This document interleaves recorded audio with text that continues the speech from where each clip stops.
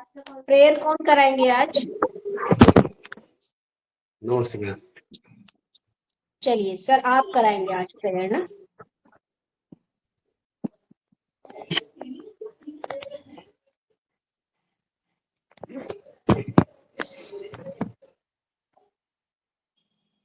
मैं कराऊंगा। जी सर, आप कराइए। सभी ज्ञान मुद्रा पे आ जाए। आंखें कोमल से बंद, कमर गर्दन सीधी। 3 बार ओंकार ध्वनि पश्चात गायत्री मंत्र। ओंकार ध्वनि के लिए गहरा श्वास भरिए।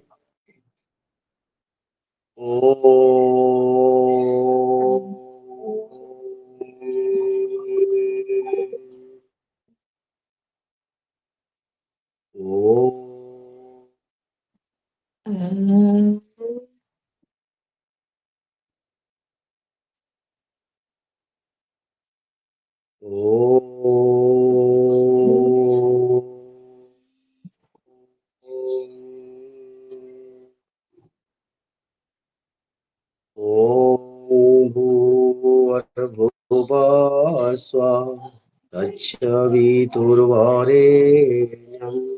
भर्गो देवस्य धीमहि धियो यो नः प्रचोदयात्।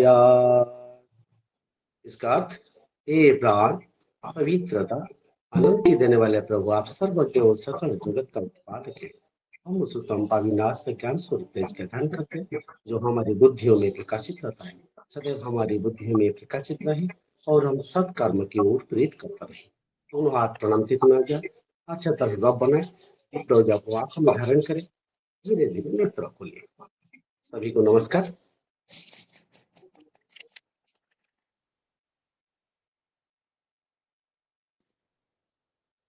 चलिए,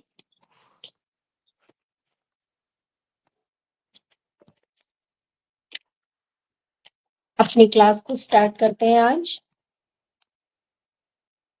हम लोग थे चाइल्ड सेंटर्ड एजुकेशन, हमारा स्टार्ट हुआ था, है ना, कि जैसे एक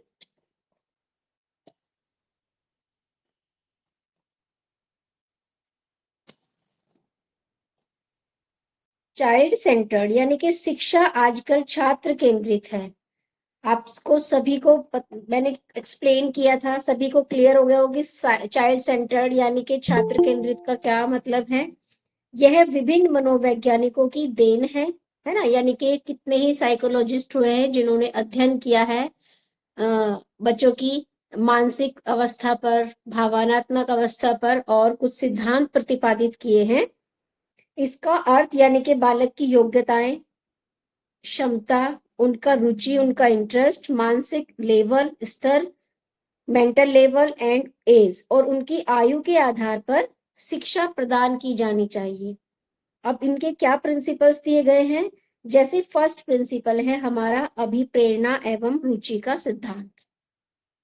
अभिप्रेरणा यानी कि बच्चे को मोटिवेट करके, है ना, बच्चे का इंटरेस्ट जान के कि बच्चा किस में इंटरेस्ट ले रहा है, या फिर अगर वो आप उसे पढ़ा रहे हैं और वो बोरियत उसको फील हो रही है, वो अच्छे से नहीं समझ पा रहा है, या फिर कक्षा में उसका ध्यान नहीं है, क्लास में उनका मन नहीं लग पा रहा है, तो टॉपिक को इंटरेस्ट बना के अपना पैटर्न, यानी कि आपको अपने पढ़ाने का पैटर्न चेंज करना पड़ेगा बच्चे के हिसाब से, है ना, क्योंकि बच्चे को समझ में आना चाहिए। तो ये सिद्धांत यानी कि बच्चा कैसे इंटरेस्ट ले रहा है, उसको किस माध्यम से पढ़ाया जाए, उसको स्टोरी सुनाई जाए, कोई उसको बाहर जीवन से जोड़ा जाए, है ना, कोई अनुभव उसने किया है, अपना अनुभव, अपना एक्सपीरियंस को उसके साथ शेयर किया जाए। नेक्स्ट है अभ्यास एवं रुचि का सिद्धांत। रुचि यानी कि उसके इंटरेस्ट को, उसके इंटरेस्ट के अकॉर्डिंग उसको पढ़ाना। नेक्स्ट है तत्परता का सिद्धांत, यानी कि जब विद्यार्थी तभी अच्छी तरह सीखता है जब वह सीखने की अवस्था में हो। अब बच्चा क्लास में बैठ गया, उसको सीखने का मन नहीं है ना, तो ये काम भी टीचर का ही होता है, वो उसको रेडी करे, उसको तैयार करे, है ना, कि वो सीखने के लिए तत्पर हो सके, एक अवेयरनेस आए उसके अंदर, एक जागरूकता आए। सीखने की, पढ़ने की, चाहे वो मानसिक, शारीरिक, भावनात्मक, किसी भी तरह की तत्परता हो, आपको पहले देखना पड़ेगा, है ना, बच्चे को कैसे तत्पर किया जाए। योग शिक्षण में छात्र की मानसिक, भावात्मक शांति, ये जो होती है शांति एवं स्थिरता, उसकी तत्परता को बढ़ाती है। जब वो मानसिक रूप से शांत है, आध्यात्मिक रूप से शांत है, भावात्मक रूप से शांत है, तो ये सब उसकी क्या करती है, उसकी सीखने की क्षमता को बढ़ाती है और बढ़ा देती है उसकी सीखने की क्षमता को। नेक्स्ट है हमारा पॉइंट, परिवर्तन, विश्राम तथा मनोरंजन का सिद्धांत। यानी कि परिवर्तन, परिवर्तन यानी कि आपको अपने टीचिंग सिस्टम में चेंज करना है। यहाँ पे फर्स्ट लाइन में क्लियर किया है कि शिक्षा आजकल चाइल्ड सेंटर्ड है, छात्र केंद्रित है। यानी कि आपको अपना पढ़ाने का पैटर्न भी, है ना, भले ही हम योग की क्लास ले रहे हैं, लेकिन उसको भी आपको ध्यान में रख के हमें पढ़ाना है। आप कैसे समझ पा रहे हैं, कैसे आपको कनेक्ट करें आपके सब्जेक्ट से, आपके इंडेक्स से, कंटेंट से, विषय वस्तु से, कैसे हम आपको जोड़े रखें। यानी कि कोई सजीव, रोचक या फिर कोई गतिशील, इस तरह की क्रियात्मक क्रियाएं दिखाकर, है ना। यानी कि परिवर्तन सीखने को सजीव, रोचक और गतिशील बनाता है। जब आप चेंज लेकर आते हैं अपने मेथड में, तो आप क्या करते हैं, एक तरह से आपका जो पढ़ाने का मेथड है वो रोचक हो जाता है और गतिशील हो जाता है, बच्चा अच्छे से सीख पाता है उसको। नेक्स्ट है प्रतिपुष्टि एवं पुनर्बलन का सिद्धांत। यानी कि रीइंफोर्समेंट का प्रिंसिपल ऑफ रीइंफोर्समेंट, यानी कि पुनर्बलन का सिद्धांत। इसमें आप क्या करते हैं, बच्चे का मूल्यांकन करते हैं, है ना। यानी कि जैसे आपने फर्स्ट बच्चे का एग्जाम लिया, फिर उसका मूल्यांकन किया, कहाँ कमी है, ठीक है। फिर आपने सेकंड टाइम एग्जाम लिया, पहले आपने फर्स्ट टाइम मूल्यांकन किया, जज किया एग्जाम के थ्रू। एग्जाम क्यों होते हैं, बच्चे को जज करने के लिए, स्टूडेंट को, छात्र को जज करने के लिए कि उसने कितना सीखा है। तो ये प्रोसेस किसके थ्रू होता है, प्रतिपुष्टि एवं पुनर्बलन। यानी कि आप उसको, जब वो पहले, सपोज कि उसका फर्स्ट एग्जाम हुआ, मंथली आपने टेस्ट लिए, या फिर आपने 3 मंथ्स के बाद टेस्ट लिया और बच्चा थोड़ा कम कर पाया, तो आप क्या करेंगे, रीइंफोर्समेंट देंगे, पुनर्बलन देंगे उसको। आपको निराश नहीं करना है, बच्चे को शाबाशी देनी है, बच्चे को और ज्यादा मोटिवेट करना है कि आप और अच्छा कर सकते हैं। और आपको जानना भी है कि बच्चा किस तरीके से बेटर कर पाएगा। तो ये आप जो टेस्ट होते हैं, एग्जाम होते हैं, ये इसीलिए होते हैं कि बच्चे ने कितना किया है और बच्चे को कहाँ पुनर्बलन की आवश्यकता है ना।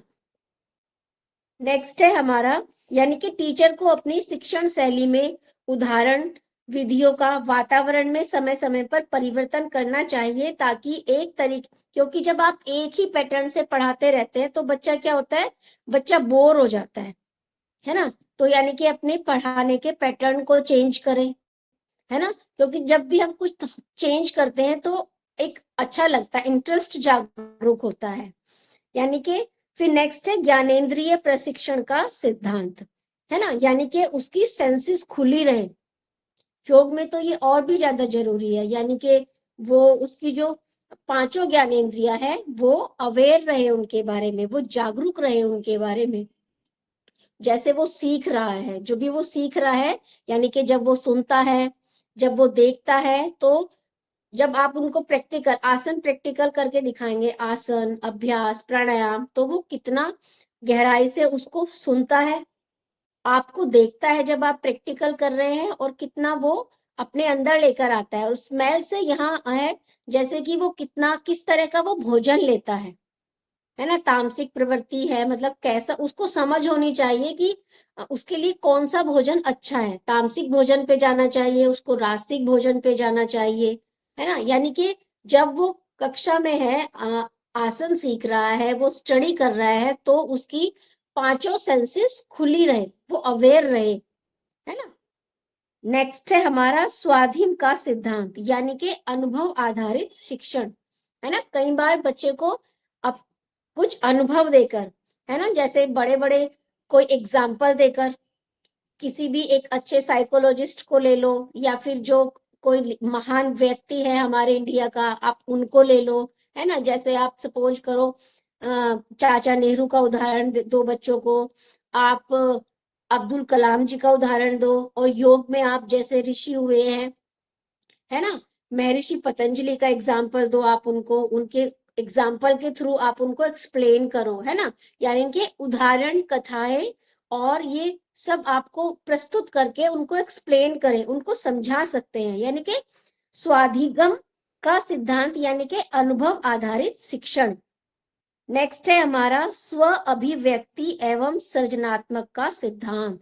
स्व अभिव्यक्ति यानी कि स्वयं करके सीखना, और सृजनात्मक यानी कि क्रिएटिव, है ना। कुछ बच्चे होते हैं जो गॉड गिफ्टेड होते हैं, है ना, उनमें जन्म से ही कोई क्रिएटिव का गुण होता है, वो कुछ ना कुछ क्रिएट करते रहते हैं, है ना। तो उसको पहचाने, अगर बच्चा क्रिएटिव है तो उसको उसी माध्यम से उसको ऐसे टास्क दिए जाएं, ऐसे प्रोजेक्ट दिए जाएं, ताकि वो जितनी उसकी कार्य क्षमता है वो और ज्यादा विकसित हो, और ज्यादा डेवलप हो। नेक्स्ट है सहानुभूति का सिद्धांत। जैसे अब कोई बच्चे होते हैं जो थोड़े वीक होते हैं, है ना, कमजोर होते हैं, देर से समझ पाते हैं, तो उनको सहानुभूति दिखाकर आप, है ना, उनसे उनको अच्छी बातें कर कर, उनको फायदे बताकर कि जब आप इस शिक्षा को ग्रहण करेंगे तो आपको क्या इनके बेनिफिट्स होंगे, तो आप यानी कि सहानुभूति देकर भी बच्चे को समझा सकते हैं। नेक्स्ट है सहयोग का सिद्धांत, है ना। सहयोग यानी कि ग्रुप में सीखना। मैंने कल भी बताया था कि ग्रुप में जब आप अकेले अकेले हो, अकेले किसी काम को करते हो, और जब आप ग्रुप में किसी काम को करते हो तो क्या अंतर रहता है, कोई बताएंगे। मैंने कल भी बताया था, कल क्लास में डिस्कस किया था।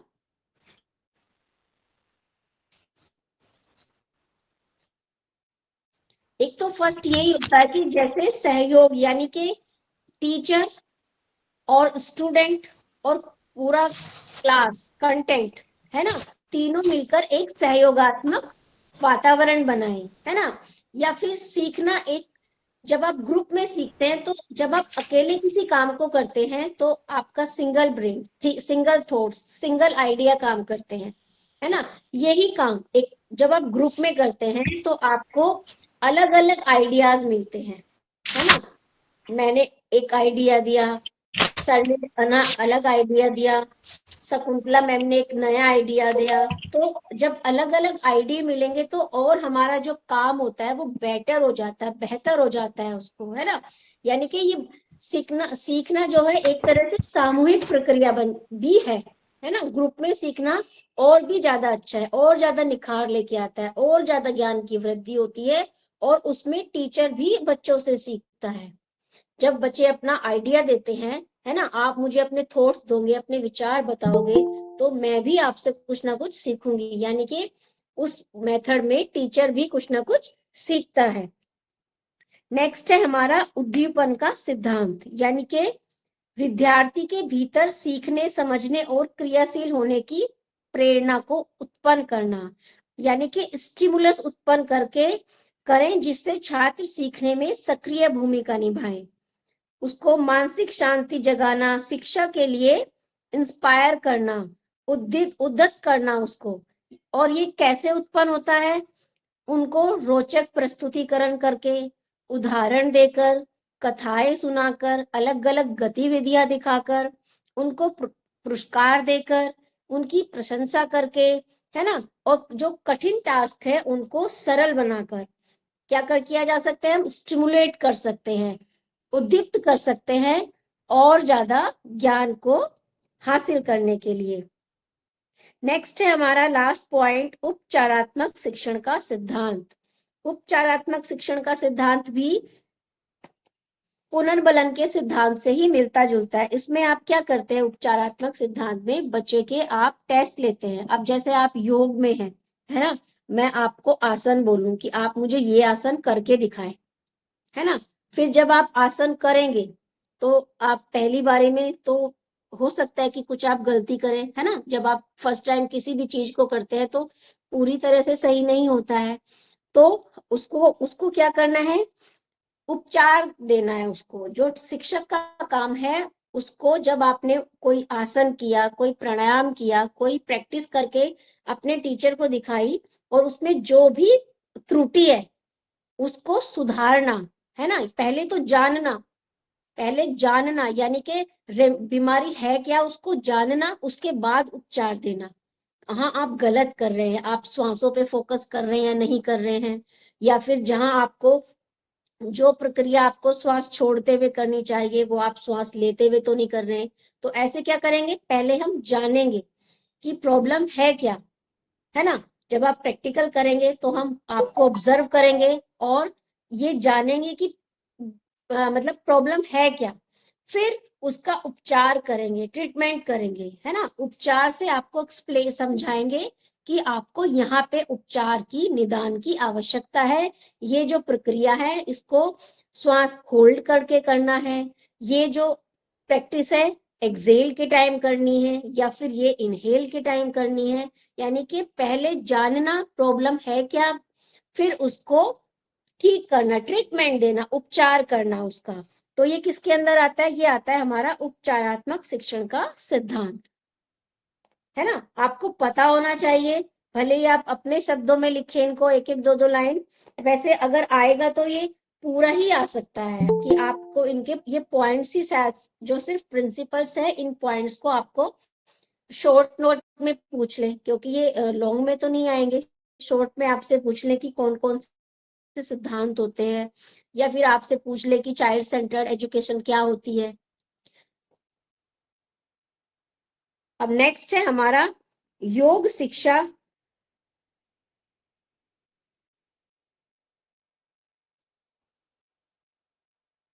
योग शिक्षा के विभिन्न आयाम एवं अनुप्रयोग।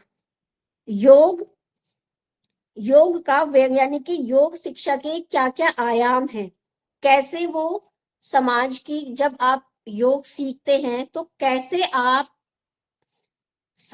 समाज के लिए, राष्ट्र के लिए कैसे कल्याण होगा, हमारे समाज का मतलब क्या सहभागिता रहेगी आपकी इस समाज में। तो योग का व्यक्ति के जीवन में बहुत महत्व है।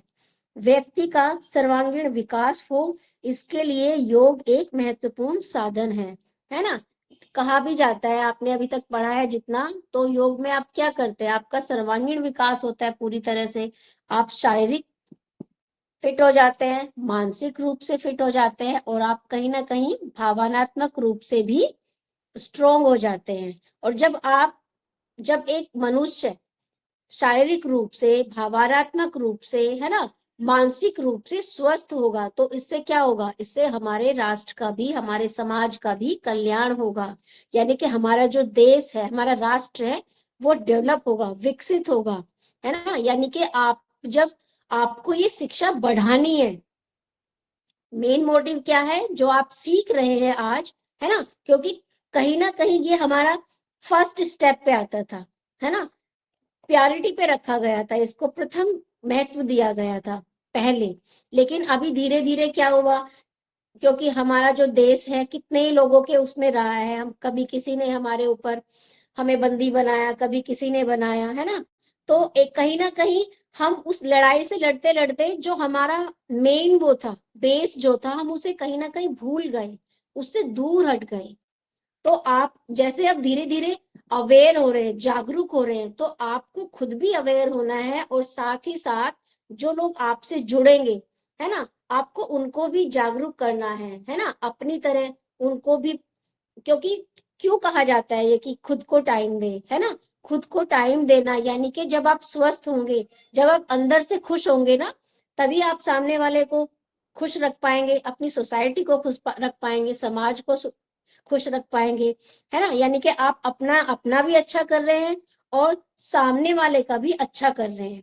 तो हमें इस चीज को आगे तक लेके जाना है। जितने भी लोग जुड़े हैं सबका एक लक्ष्य होना चाहिए कि अधिक से अधिक लोग इससे जुड़े, जो ज्ञान हमारा कहीं छूट गया है उसको फिर से जाने, अदरवाइज आज भी ऐसे लोग हैं जो नहीं विश्वास रखते और एक मजाक बना देते हैं योग का ना, कि इससे कुछ नहीं होता है ये। तो आप लोगों को रिस्पेक्ट करनी है योग की, सिर्फ ऐसे ही नहीं कि सीखा और साइड रख दिया। कम से कम अपने जीवन में, अपनी फैमिली में तो कम से कम उतारना ही है, सिखाना है और करना है। तो इससे क्या होगा, व्यक्ति का सर्वांगीण विकास हो, इसके लिए योग एक महत्वपूर्ण साधन है। योग साधना एक ऐसी सरल तथा सफल साधना है जिसके द्वारा व्यक्ति का विकास ही नहीं वरन सारे समाज का, राष्ट्र का तथा अंत में सारी मानवता का कल्याण हो सकता है। यदि व्यक्ति अच्छा है, ईमानदार है, चरित्रवान है, कर्तव्यनिष्ठ है तो समाज भी ऐसा ही बनेगा, है ना। यानी कि योग से आपके अंदर ये सब गुण आ जाते हैं, है ना। जब आप उस तरफ चलते हैं, अच्छी साइड जब आप चुनते हैं, तो आप धीरे धीरे से आप जब और लंबे टाइम किसी भी चीज से जुड़े रहते हैं, तो आपके अंदर धीरे धीरे वो चीजें प्रवेश कर जाती है। भले ही आप देखो बुरी आदतें हो या अच्छी आदतें हो, है ना, वो डिपेंड करता है कि हमें कौन सी आदतें लेनी है। बुरी जल्दी आती है, अच्छी में टाइम लगता है ना, शरीर को भी कष्ट होता है। तो अच्छी आदतों को अपने अंदर लेकर आना है। यदि समाज अच्छा है, जब हमारा समाज अच्छा होगा, है ना, हमारी सोसाइटी अच्छी होगी तो हमारा राष्ट्र भी अच्छा होगा। यदि सभी राष्ट्र अच्छे हैं तो विश्व अच्छा होगा। युद्ध तथा आतंकवाद का भय समाप्त हो जाएगा, विश्व में स्थायी शांति की स्थापना हो जाएगी और सारे विश्व का कल्याण होगा। आजकल इतना अशांत हो गए हैं, है ना, सभी लोग, कि उन्हें शांति खोजनी पड़ रही है ना। वो ढूंढ रहे हैं शांति की, कैसे कहाँ मिल जाए शांति, है ना। तो उसकी फिर जरूरत ही नहीं पड़ेगी। जब आप शुरू से, आप पहले से ही जागरूक हो गए, आप अपने अंदर से शांत हो गए, तो आपको उसकी नीड ही नहीं होगी, है ना। अब है नेक्स्ट, योग शिक्षा का लक्ष्य। लक्ष्य क्या है, गोल क्या है योग एजुकेशन का। योग शिक्षा को माध्यमिक विद्यालयों, महाविद्यालयों तथा विश्वविद्यालयों के छात्र छात्राओं के लिए अनिवार्य किया जाना चाहिए, जिससे देश की युवा पीढ़ी सॉरी युवा और पीढ़ी का सर्वांगीण विकास हो सके, है ना। यही बात जैसे मैंने अभी ऊपर एक्सप्लेन किया था, यानी कि योग को अब होने लगा है। जब हमारा जो समाज है, हमारा जो नेशन है, अब अवेयर हो रहा है, तो छोटे छोटे कैंप लगाए जाते हैं स्कूल्स में भी ना, यानी कि बच्चों को कहीं ना कहीं जागरूक किया जा रहा है। या फिर छोटे छोटे सिर्फ योग स्कूल्स खुले हुए हैं, है ना, जो सिर्फ 1 आवर के लिए, है ना, छोटे छोटे जैसे ट्यूशन टाइप कह लीजिए, वो सिर्फ बच्चों को ही वो योग सिखाते हैं, योग के महत्व बताते हैं कि जीवन में उनके क्या महत्व है और कैसे उनको आसन को स्टेप वाइज करना चाहिए, क्या उनके फायदा होते हैं, क्या बेनिफिट्स होते हैं जब आप अपने जीवन में लेके आते हो, कैसे आपका मानसिक लेवल बढ़ जाता है ना, कैसे आप आपके एक अच्छी चरित्र का निर्माण होता है। तो लेकिन ये डिपेंड करता है पेरेंट्स के ऊपर कि वो किस साइड लेके जाए बच्चों को, भेज रहे हैं या नहीं भेज रहे हैं वहां पे, है ना। अभी बात हमारे मन में आई है कि पेरेंट्स कहेंगे कि अब योग करने का हम लोग का समय है कि बच्चे योग करेंगे। पेरेंट्स वही बात बोलेंगे जी फिर जी जी। कि बच्चों को क्यों सिखा हाँ रहे हो, क्योंकि बहुत पीछे हो गए हैं हम लोग, अपनी सभ्यता से बहुत पीछे हो गए हाँ, हैं। आप देख सोच सकते हैं कितने पीछे जा रहे हैं ना जी अभी भी। सर, आज हम गए थे हॉस्पिटल, वहां हमने देखा, डॉक्टर से कुछ पूछा था तो उन्होंने जो हमको कुछ बताया नहीं बल्कि दवा लिख के दे दी। तो हमें लगा कि ये फालतू में बैठे हैं। हम तो योग से और अपने से क्या कहते हैं, एक्सरसाइज से हम लोग सही कर सकते हैं, अपने व्यायाम से सही कर सकते हैं बीमारी को। बिल्कुल, और देखिए जब आप वाकई में डॉक्टर्स इतने बिजी हो गए हैं ना, आपकी बात जी सुनते ही नहीं है। आपको हाँ अगर आपके साथ, अगर जिस डॉक्टर के पास आप गए हैं ना, अपने आप क्या गए, आप दुखी हैं, बीमार हैं, हाँ है ना, आप इलाज के लिए डॉक्टर के पास गए, और अगर वो आपसे एक बार प्यार से ही बात कर ले ना, सिर्फ जी आप प्रॉब्लम भी अगर अच्छे से पूछ ले, तो आपको एक ट्रस्ट बनता है, विश्वास बनता है, और आप आधे तो वहीं पे ठीक हो जाते हैं, हमने सिर्फ टेस्ट करवाया और उनसे लेके चले आए, हम कहे हम अपने आप सही कर लेंगे, आप आप हाँ बिल्कुल, आप ये बिल्कुल सही कह रहे हैं, बहुत। मन में विश्वास आ गया एक, है। हाँ, और वैसे भी जब ऐसे डॉक्टर्स के पास जाते हैं तो एक निराशा हाथ लगती है, जी सिर्फ उनके व्यवहार से। ऐसा नहीं मैं बोलूंगी कि वो नहीं ठीक कर सकते, वो ठीक कर सकते हैं, लेकिन जो उनके बात करने का तरीका होता है ना, कि हम बहुत बिजी हैं, जी आपने सिर्फ प्रॉब्लम बताई, हमने मेडिसिन लिखी, अब खाओ, हाँ, है ना। उसके बारे तो में ये कोई मतलब बताना नहीं कि नहीं क्यों हुआ है, कैसे हुआ है, इसको तो आप कभी कुछ कुछ बताएंगे ही नहीं। नहीं वो। हाँ, कुछ नहीं बताया, बस पर्चा हाँ पकड़ा दी, फिर चले आए। हम कहे, अपने मन में सोचा हमने कि आप नहीं सही कर पाओगे, हम लोग योग के माध्यम से सही कर लेंगे जो कुछ भी प्रॉब्लम हो बिल्कुल, रही है। ऐसा होता है, क्योंकि ऐसे बहुत बड़ी, देखो बहुत बड़ी बीमारी में बोल दूं है ना, जी तो हमें हर चीज उपयोग में लेके आनी होती है, लेकिन वाकई में अगर हम, ऐसा है जितना हमारे अंदर विश्वास है कि इसको हम खुद ठीक कर सकते हैं, तो हम जी, क्योर भी हो जाते हैं उन चीजों से ना। एक तो डॉक्टर्स के आप जाओगे ना, तो वहां पे आप भीड़ को देख के आपको लगेगा कि हम तो बहुत स्वस्थ हैं, बस सोचते हैं जी। है ना। जब आप किसी भी डॉक्टर के पास चले जाइए, उनके पास इतना रश है ना, कि आप सिर्फ, अगर आपको पेन ही है ना, नी पेन है, लेग पेन है, तो आप ऑर्थो के पास जाएंगे तो वहां पे भी आपको आपसे ज्यादा ही मिलेगा, तब भी आपको लगेगा हमारा पेन बहुत कम है, तब मैं चलते हैं वापस, जी क्योंकि वहां पे घंटों घंटों लाइनों में लगना पड़ता है फिर। हाँ, और एक वही है कि एक भी जो नहीं सुधार कर सकते अपना इलाज, वो बेचारे रुकते भी हैं, है ना। पर सच में एक जो व्यवहार है वो डॉक्टर्स का, सबका नहीं मैं कहूंगी, लेकिन कुछ ऐसे हैं जो प्यार से बात नहीं करते, उनका सिर्फ इतना है कि हमारे पास आओ, मेडिसिन हमने लिख दी और जाओ, इतना ही तुम्हारा रोल है। चलिए, अब लक्ष्य पे हम थे, यानी कि माध्यमिक विद्यालयों, महाविद्यालयों तथा विश्वविद्यालयों के छात्र छात्राओं के लिए अनिवार्य किया जाए, यानी कि जैसे अदर सब्जेक्ट्स पढ़ाए जाते हैं, है ना, बच्चों को स्टार्टिंग से लैंग्वेजेस पढ़ाई जाती है, भाषाओं का ज्ञान कराया जाता है, ऐसे ही मैम, बच्चों को। ये पढ़ने से पहले ही क्वेश्चन हमारे माइंड में आ गया था कि इतना इम्पोर्टेंट है ये। जब से हमने 3-4 महीने में जिसको मतलब फॉलो किया है और जिया है योग का समय, तो हमें लग रहा है कि बहुत जरूरी चैप्टर है। बहुत जरूरी है, और ये सच लेकिन है। आप कोई भी फीमेल अगर है या मेल भी है, जी 35 के बाद उनको अपना प्रैक्टिस करना ही चाहिए, जी क्योंकि जो बीमारियां होती है ना आज की डेट में, पहले थोड़ा ये एज का पीरियड आगे था, जी अब आज की डेट में इस एज में आके ना बहुत टाइम एज कम हो गई है, यानी कि नहीं, पहले अगर बीमारियां अटैक करने इसको ना लगी है। अगर छोटे बच्चों से ही शुरुआत किया जाए तो उनकी भी लाइफ बहुत अच्छी हो जाएगी, एक बहुत अच्छा समाज का निर्माण होगा, क्योंकि उनके बिल्कुल अंदर मैम, बहुत सारे गुण आ जाएंगे।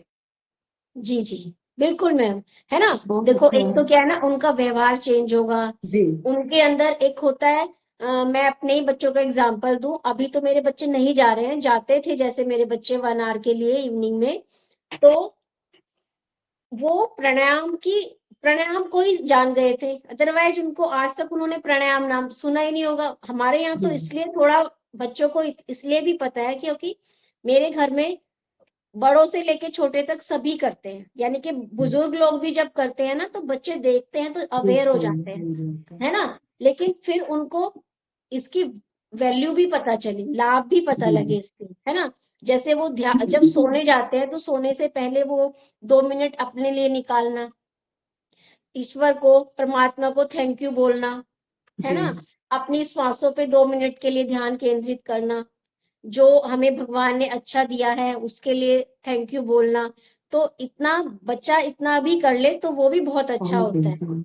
है ना। कहीं ना कहीं वो हिंसा से दूर हटता है। जी तो ये डालना चाहिए, सभी पेरेंट्स को अपने बच्चों को अवेयर करना चाहिए, थोड़ी थोड़ी चीजें उनको जरूर सिखानी चाहिए, है ना, अपने साथ ही लगाइए। आप करते हैं प्रैक्टिस मैम? आप में से कौन कौन करते हैं? हम करते हैं। आप डेली किसी क्लास में जुड़े हुए हैं या खुद से करते हैं? मैम, अभी तो क्लास चल रही है ना, हम लोग का प्रैक्टिकल चल ही रहा है। अच्छा अच्छा, आप उसमें करते हैं मॉर्निंग में? जी जी मैम, हम भी हाँ, करते हैं मैम। आप अपनी क्लास के माध्यम से करते हैं या किसी के मतलब ऐसे कहीं जुड़े हुए हैं? क्लास में करते हैं मैम। हाँ, अच्छी बात है, आपको क्लास मिल रही है ना। ये तो स्टार्टिंग से ही आपकी प्रैक्टिकल क्लासेस स्टार्ट हो जी जाती जी हो, जी है ना। हाँ, तो बड़ी अच्छा है। और आपको कितना ही प्रैक्टिकल, कितने ही आसन तो क्लियर भी हो गए होंगे, है ना। जी और एक जैसे हमारी एज होती है ना, इस एज में क्या होता है, हमारी जो बॉडी होती है थोड़ा और ज्यादा स्टिफ हो जाती है, जी एक टाइटनेस आ जाती है।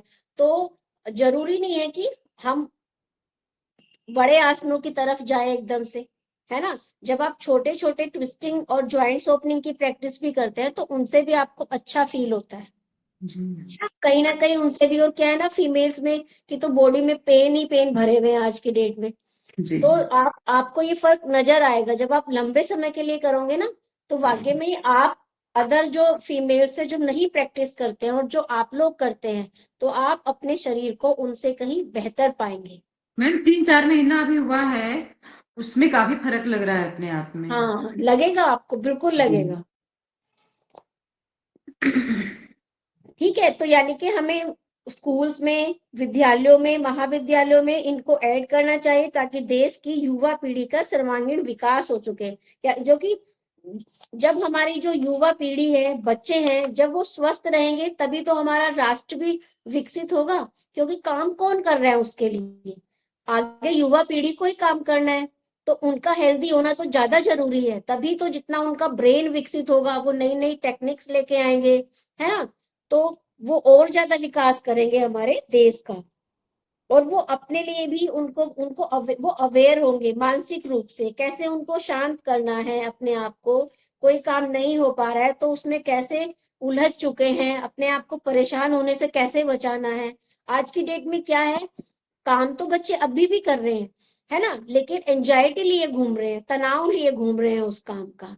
तो कहीं ना कहीं योग हमें ये भी सिखाता है कि आपको अपना काम करते हुए, है ना, अगर कोई परेशानी भी आ गई है तो भी कैसे तनाव मुक्त होकर आपको आगे अपना काम को प्रोसीड करना है, जिससे देश के गौरव की पहचान करवाई जाए और जिससे विश्व में भारत को वही सम्मान तथा गौरव प्राप्त हो जो उसे अतीत में प्राप्त था।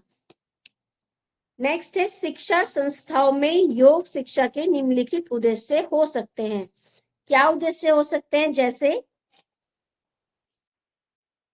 योग साधना के माध्यम से विद्यार्थियों के आत्मिक और आध्यात्मिक विकास में सहायता करना, है ना। जब योग साधना में जुड़ेंगे बच्चे, एक क्या है ना, बच्चों में सुबह उठने की भावना जागृत होती है कहीं ना कहीं, है ना। आजकल बच्चे क्या हो रहे हैं, बच्चे क्या, पेरेंट्स ही जब लेट नाइट्स तक वो जागते हैं तो क्या करते हैं, वो देर से ही उठते हैं, है ना, 9 बजे उठते हैं। जबकि ये कहा जाता है कि आपको सूर्य उदय से पहले उठना ही चाहिए, है ना। लेकिन आजकल जॉब वर्क ऐसा हो गया है, पेरेंट्स क्या है ना, कोई किसी के फादर है, किसी की मदर है, वो नाइट ड्यूटी पे रहते हैं, लेकिन फिर भी ऐसा कहा गया है कि सूर्योदय के टाइम वो उठे, है ना, भले ही वो बाद में सो जाए, लेकिन जब सूर्योदय होता है तो एक एक एनर्जी आती है ना, उस एनर्जी को ग्रहण करना चाहिए।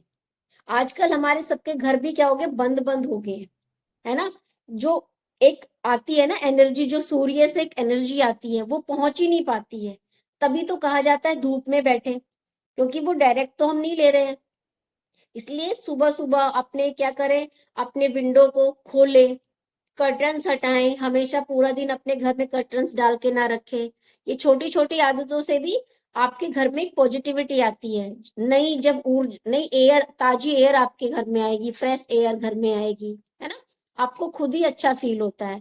तो खोलें, धूप को अंदर आने दे घर में ना, जितना आप आ सकती है उतनी धूप को अपने अंदर घर में प्रवेश होने दे, उसको आने दे। उससे यानी कि धूप का मतलब क्या होता है, निगेटिविटी क्या होती है, जब घर में जीव जंतु पैदा होने लगते हैं। और वो क्यों पैदा होने लगते हैं, छोटे छोटे कीट कीटाणु, जहां पर सूर्य नहीं प्रॉपर पहुंच पाता है, जिस घर में, उसमें ज्यादा होते हैं।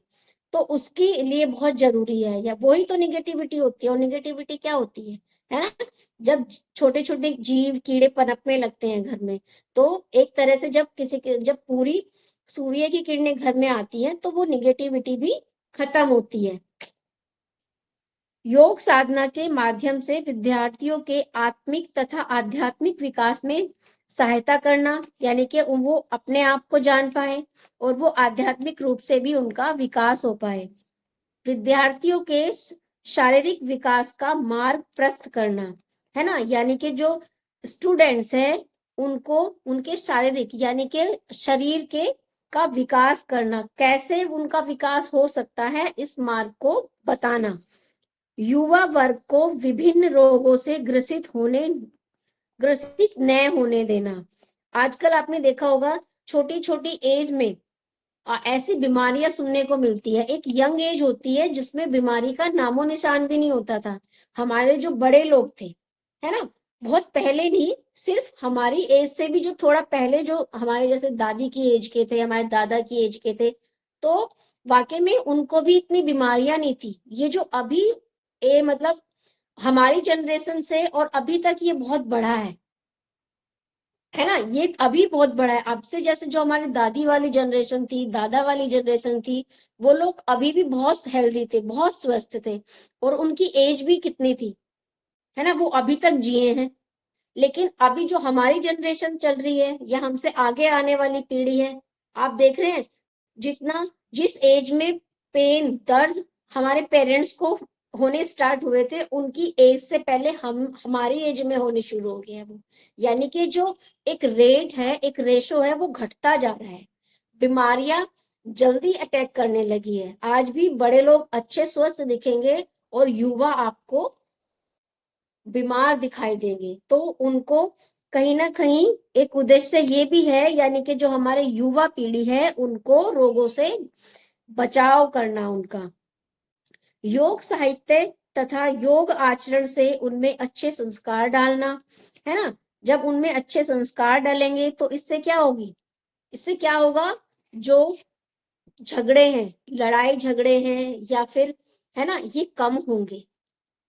जब अच्छे संस्कार होंगे तो उनको वैल्यू पता होगी। अच्छे संस्कारों का मतलब क्या है, बड़ों से गलत ना बोलना, है ना, या फिर अगर आपसे कोई ऊंची आवाज में बात कर रहा है, कोई गुस्से में है, तो एकदम से क्रोध न करना, अपने आप को अपने ऊपर कंट्रोल करना। आत्म स्वयं की भावना आती है ना। ये नहीं कि अगर सामने वाला झगड़ा कर रहा है तो आप भी झगड़ा करने लग जाए। तो जब आप झगड़े की तरफ बढ़ेंगे ही नहीं, अब मुझे क्रोध आ रहा है, आपको क्रोध नहीं आ रहा है, तो मैं अपना ही कितना क्रोध करूंगी आपके ऊपर, है ना, कि मैं अधिक करूंगी ही नहीं। अगर करूंगी भी तो अपना ही नुकसान करूंगी, आपको तो वो छुएगा भी नहीं। तो संस्कार, अच्छे आचरण डालना, संस्कार डालना, ताकि युवा पीढ़ी को मानवीय मूल्यों का ज्ञान हो सके, उनको ज्ञान कराना। रोगों से ग्रसित न होने देना, रोगग्रस्त होने की दिशा में यौगिक क्रियाओं से रोग मुक्त होने का उपाय बताना। यानी कि जब वो किसी रोग से ग्रस्त हो गए हैं तो उनको, आप अगर योग टीचर है, योग शिक्षक है और आप जानते हैं उन चीजों को, तो उन चीजों को आप ये नहीं कि आप अपने अंदर तक ही उन चीजों को रखें, है ना। कहीं आप जिन लोगों से जुड़े हुए हैं, आपके रिलेटिव हैं, आपके संबंध में कुछ लोग ऐसे हैं, है ना, जिनका आपको पता है कि उनको ये बीमारी है ना, तो कुछ जो हमारे कुछ पेन होते हैं ना, शारीरिक पेन, है ना, क्योंकि पेन क्या होते हैं, जब हमारी मसल्स क्या वीक हो जाती है, जो हमारे रक्त का संचार है जब प्रॉपर नहीं हमारे नसों नाड़ियों में हो पाता, तो धीरे धीरे मसल्स वीक होती जाती है, या फिर हमारा खान पान थोड़ा अलग होता है ना, हमारा पाचन पूरी तरह से प्रॉपर काम नहीं कर रहा, पाचन जो क्रिया होती है प्रॉपर काम नहीं कर रही होती है, तो उससे छोटी छोटी बीमारियां बन जाती है। तो यदि आप अवेयर है, आपको पता है, तो झिझक नहीं करना है, आपको शर्माना नहीं है, अपने ज्ञान को बांटना है। छोटे छोटे आप उनको आसन बताएं कि आप इन आसन का अभ्यास करके, जैसे कितने छोटे आसन होते हैं जिनसे आप आपको नी पेन में रिलीफ मिलता है ना। आप देखो आजकल जब डॉक्टर्स के पास भी जा रहे हैं ना, है ना, हमारे कुछ क्लाइंट्स ऐसे होते हैं जो डॉक्टर्स के पास जाते हैं, वे भी डॉक्टर्स उनको ये बोल रहे हैं कि आप अपने आप को टाइम दो। आजकल बड़े बड़े हॉस्पिटल्स में क्या होने लगा, जो डॉक्टर्स हैं वो भी अपने मरीज को, अपने पेशेंट को ये सलाह देते हैं कि आप प्राणायाम करें, अपने आप को टाइम दें, आप उनको छोटी छोटी प्रैक्टिस लिख के देते हैं, है ना। आपने घुटनों की तो कितनी सुनी होगी, घुटनों में यही बोल देते हैं मैक्सिमम कि आप ये प्रैक्टिस करो, इसी से आपके घुटने स्वस्थ हो सकते हैं। तो ये बात नहीं है, योग सिर्फ हम ही तक सीमित नहीं है, क्योंकि वो लोग तो हमसे भी ज्यादा पढ़े लिखे हैं, हमसे भी ज्यादा ज्ञान है उनके पास। तो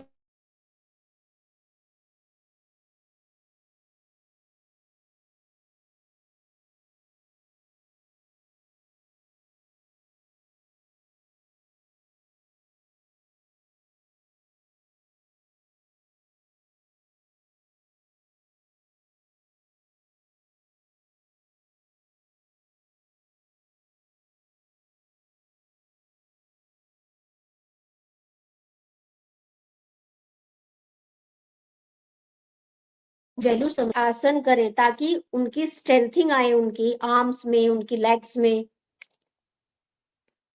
नेक्स्ट है हमारा योग शिक्षा का क्षेत्र यानी कि एरिया। योग शिक्षा के क्षेत्र की बात यदि योग से उठाए जाने वाले लाभों के संदर्भ में की जाए तो यह एक सार्वभौमिक सत्य है।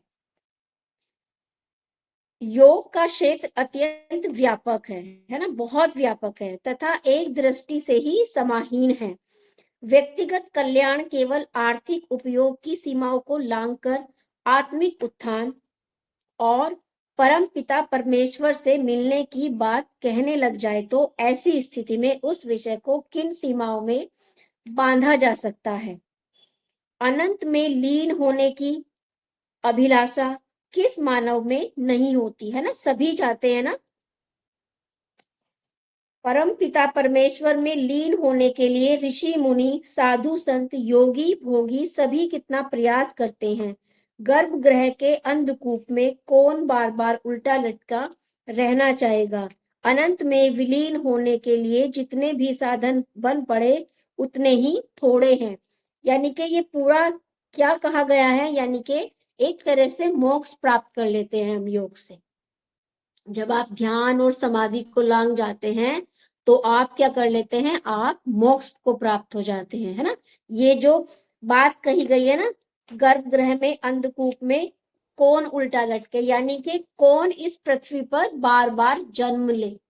यानी कि योग में इतनी शक्ति है कि आप योग से परम पिता परमेश्वर को पा सकते हैं, आप मोक्ष पा सकते हैं।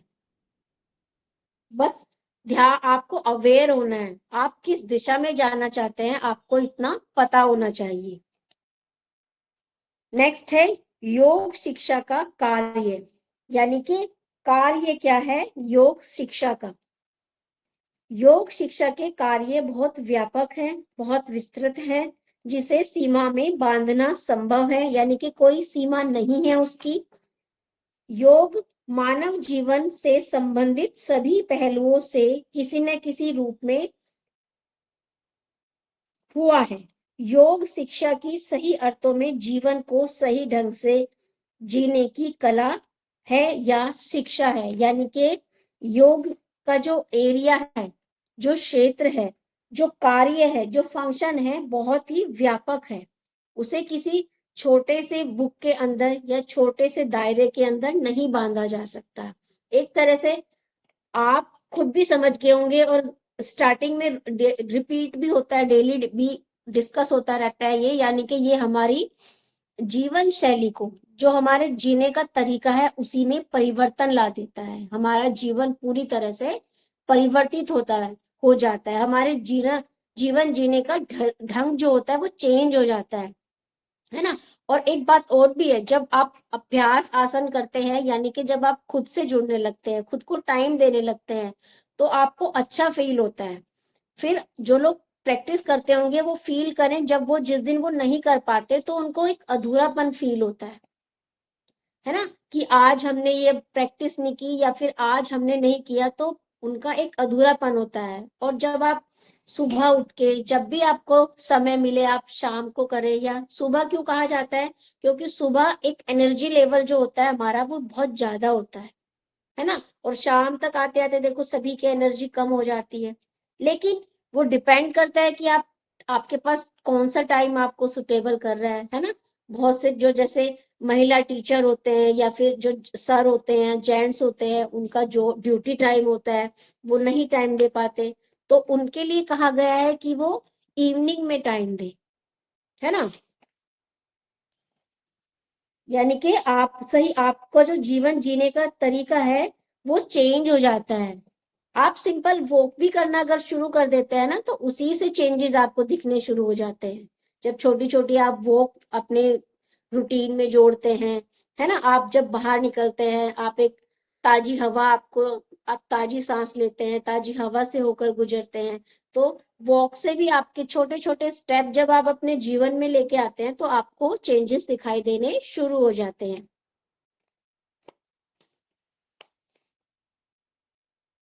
योग शिक्षा द्वारा शारीरिक विकास तथा शारीरिक स्वास्थ्य की दिशा में निम्नलिखित कार्य निभाए जाते हैं। ठीक है, अब आपको जैसे मैंने ये डिस्कस किए हैं,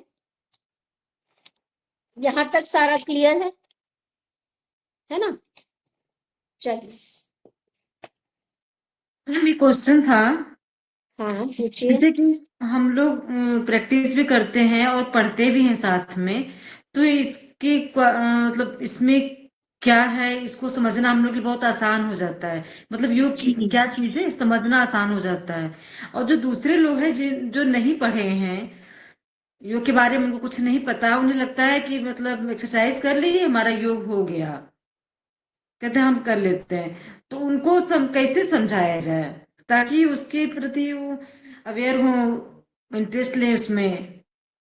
हाँ सही है, आप सही पूछ रहे हैं, गुड क्वेश्चन। देखिए, आप अभी आप सीख रहे हैं और पढ़ रहे हैं, इसलिए आपको आप ज्यादा जागरूक हो पा रहे हैं, जी है ना। लेकिन कल आपको किसी को सिखाना है ना। जी यानी कि आप कैसे किसी को बांधे अपने आप से, जी बहुत मुश्किल होता है। अच्छा क्वेश्चन था आपका, ये बड़ा मुश्किल होता है आज के टाइम में, खासतौर से महिला के लिए। जी उसको तो सिर्फ अपना ध्यान किस में लेके जाना है, घर के काम में ही ध्यान रहता है, किचन में ही ध्यान रहता है ना। आजकल तो रील्स भी बन रही है कि प्राणायाम करने बैठे हुए हैं और ध्यान हमारा इधर, हमारा उधर, हमारा किचन में पड़ा रहता है। हाँ, ये बहुत वैल्यूएबल क्वेश्चन है, इंपॉर्टेंट क्वेश्चन है कि आप कैसे अपने क्लाइंट को, यानी कि कैसे उनको समझाएं, उनको बांधे, है ना। एक तो देखो, उनको थोड़ा सा इंटरनली आना चाहिए।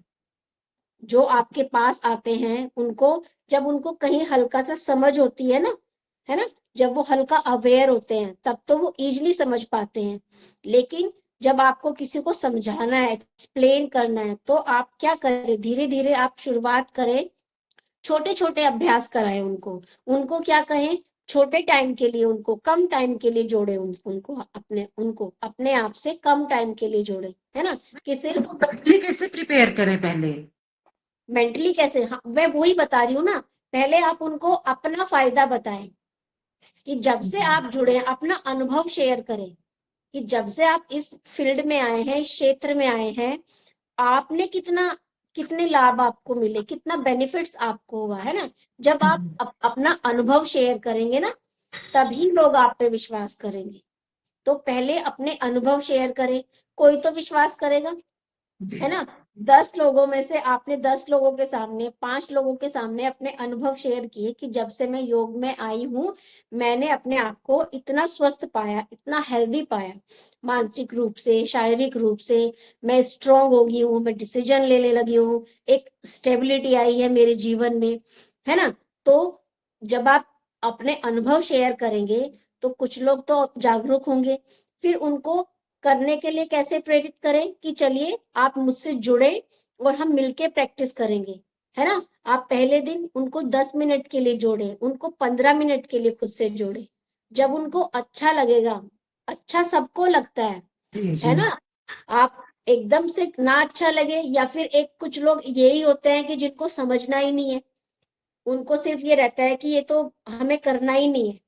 क्योंकि ये सच है, जब आप 10 लोगों के सामने अपने अनुभव शेयर करेंगे तो 5 4 ही लोग आपके सामने आए। इंदिरा जी, एक मिनट अपना माइक ऑफ करें, वो आवाज वो होती है ना डिस्टर्ब।